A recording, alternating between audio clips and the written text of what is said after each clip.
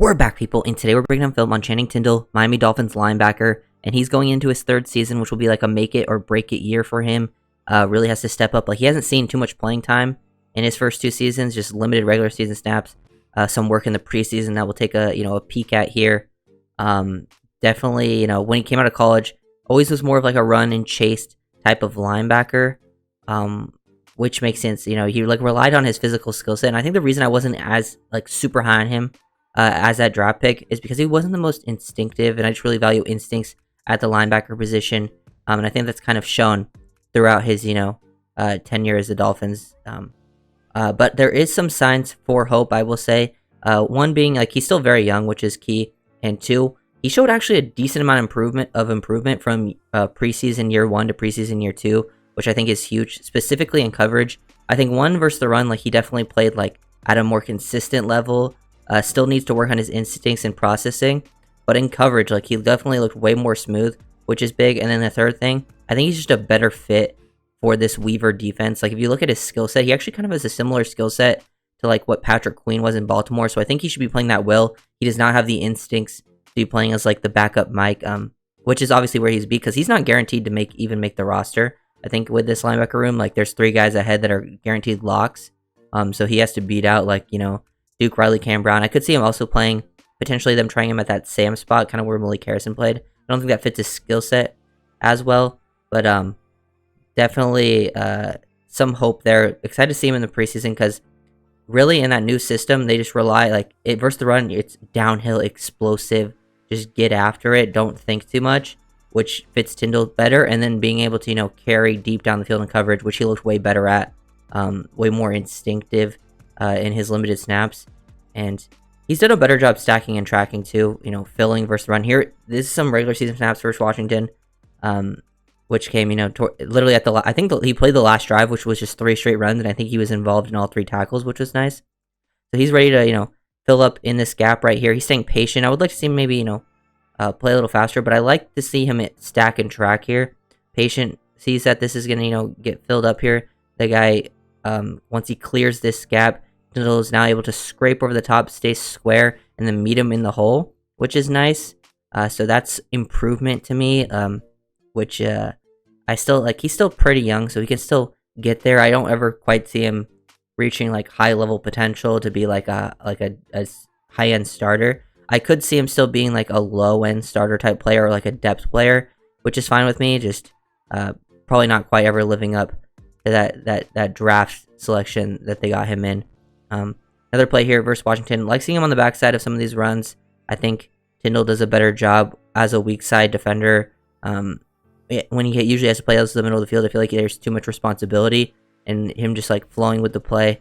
Taking some false steps here, but he's staying square, staying patient, seeing the split flow action, and now he's able to dip underneath, help make that tackle a couple yards down the field. Really wanted to show the coverage stuff. I feel like when he was matched up in coverage, he made multiple coverage plays in the preseason. Obviously, it's the preseason, but you could still see the instincts on display, which was, I think, a big thing. Matching up in the slot versus tight end. That's you got to be able to do that within the new system, so that gives me some hope. Definitely felt more comfortable, definitely more anticipatory in this stuff, anticipating the route breaks, staying, in the hip pockets of receivers, tight ends, or just, straight zone dropping. Those things definitely give me more hope for him as a player. Now, I still would say I'm not super confident in that. I still think there's a chance he doesn't make the roster, and if he does make the roster, I don't know if he'll ever be a big time contributor for the team. I still don't think that will happen, but if it does happen, this is the season for him to really step up and show that. And if he doesn't, I think it's looking unlikely for the future, because usually you got to make that 3rd-year jump. Another example of him on the backside of some outside zone as the weak side linebacker. Technically he's to the strong side here, playing as the Mike, but same sort of principles playing as from the will side, from the backside of these runs. Like to see him recognize flow pretty quickly, beat this guy to the point of attack right here. He probably could have maintained a little bit of better relationship, but he's got to beat this old line quickly. He gets there, able to beat it, showing a little more instincts there. I think in the preseason, definitely better for him. And then just stuff in coverage, I feel like he just showed a better feel for it, because if you look at him in the middle of the field here, sort of, playing as like the, hook 3, relating to 3. Once 3 crosses his face, he sticks with it for a little bit, but knows he has, this guy playing right here as like a robber, so he knows he can pass that off. And once he's passed it off, get his eyes back to the QB, take away, them trying to throw this behind. Because the number 3 is basically trying to move him off and then throw this behind the number 2. But he helps get in that throwing lane, which, I think, forces an errant pass. Just being a little more aware, which is big. So if he can be aware in coverage and make plays like that, I would have more comfortability with him potentially even playing, if injuries were to happen. And then also, just being a downhill player versus the run. I don't think he's ever going to be super instinctive versus the run. Like, he'll make some splash plays, but not going to be like the super consistent guy. But he does have a similar, I think, skill set type to a Patrick Queen. So that's where I think he would be trying to play. And I think that gives him the best chance. Here he is dropping into coverage, just being like a spot dropper. Like to see him, see that the quarterback, the depth of his drop here, he's kind of just covering grass, starts to gain some depth, maybe take away this, dig route from this receiver. Once he sees the QB escape the pocket, he closes ground fast. Like, he's really got good closing speed. That's probably like his biggest trait, even coming from out of Georgia. He was known for how quickly he could close a lot of grass like that. So that's definitely helpful. Here he is, making tackles a little too far down the field. But this is nice to, like, at least see him be engaged and at least identify plays. Like, he's still taking some false steps here, kind of take himself out of plays, then get back in a good spot, square up a tight end, and at least being able to stack, shed, meet the running back down the field.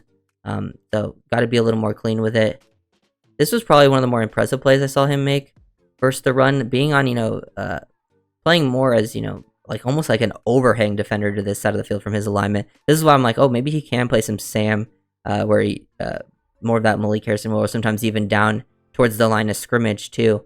But the way he's able to stack and track this one, you got to make like a decision here. I love the patience and just identifies that this guy's going to hit this outside gap, just based on, the leverage of your defenders, because he's basically sitting over the top of this. So if this guy was going to hit in here, which he's not because this guy broke free, or he's going to bounce it over, which he identifies, stays square, patient, beats the guy to the point of attack, and then makes the tackle, setting the edge. That's just like a good quality football decision. These were the types of things you were not seeing Tindall do in college at all or in year 1 preseason.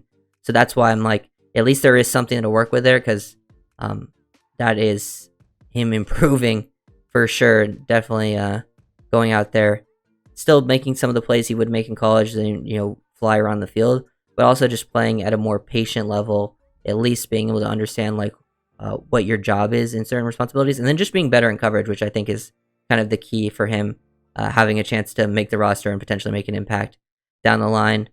Feel like sometimes he can still be a little bit late on the flow of these plays, get cut off, but nice to see him slip underneath this offensive lineman, fight through some contact, get after it. But yeah, Channing Tindall, multiple things he needs to work on, but there is some signs for hope, especially when you get to play more as like the will on the backside of these outside zone plays. I think playing within the new system where your linebacker's allowed to be a little more aggressive downhill, which it wasn't quite the case in the Fangio thing. You get to see some examples of it here in the preseason, not allowing this tackle to cut him off, dip that shoulder underneath, good work, and then meet the guy in the hole with multiple defensive linemen. And then just the improvement in coverage, which is very vital. If you go watch Baltimore's defense, how important Patrick Queen and Roquan Smith were to making plays in the coverage, flying around the field versus screens. Channing Tindall can definitely do that once he identifies things. It's just he can be a little bit late to identify stuff, which is why I was like never the biggest on those types of players, because when it comes to linebacker play, like, and just most positions in general that require like decent instincts, the instinctive guys are always my favorite to watch coming out of the draft. Like, I really wanted Leo Chanel, who ended up going 1 pick later to the Chiefs and has been a pretty solid linebacker for them. And Tindall really hasn't had a chance to show himself at all. So it's kind of a make or breaker season for him. He'll still get a chance because of, the draft capital spent. 3rd round pick is still like a pretty solid draft pick. That's why I would still probably have him potentially making the team, like still give him a decent chance. But like he has to improve to ever see like any real type of playing time. Because if he ends up like, making the team and being the 4th linebacker, as the 4th linebacker, you're probably going to end up, rotating in at some point. Or just if anyone gets hurt, you're going to see some play time. So Tindall, got to be ready. Hopefully, he can take that next step because I think that would be actually really helpful to the linebacker room, just not only this year but for the future, potentially. Because if he actually steps up, you could have him be like the guy that replaces David Long, because David Long would be a free agent after this year, which would be honestly great because I think Tindall's still 24 years old. So hopefully, that's kind of like the ideal thing that could happen. Him stepping up, proving that he could be a starter in the future, and then taking over the next season. But I wouldn't put too much money on that personally. I think it's probably more likely he wouldn't even be on the team than that happening. But I wouldn't say it's impossible because some players I would be like, okay, that's definitely not happening over my time here. But I mean, we saw Austin Jackson take a year 4 step up, which is usually very unlikely for players. But this is Tindall's kind of chance for year 3, make it or break it season. So if you guys really make sure to like, comment, subscribe, please.